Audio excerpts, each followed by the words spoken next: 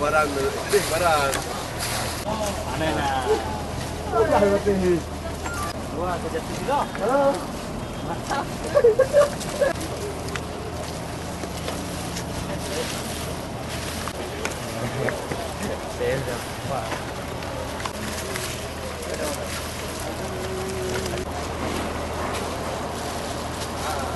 KIP Aceh Besar hari ini insya Allah akan mendistribusikan logistik ke Kecamatan Pulau Aceh, di mana di Pulau Aceh itu terdapat 18 TPS dari 17 kampung ya.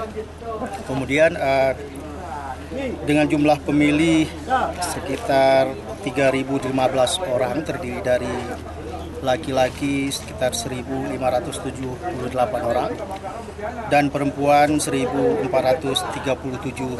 pemilih. Sementara logistik yang akan kami distribusikan ke sana adalah kotak suara sejumlah 90 buah kotak suara untuk ditempatkan di TPS. Hari ini terus sampai langsung. Bukan langsung nanti maju nginap dulu nggak? Ya, enggak. Artinya ya. Karena tadi disampaikan BPK.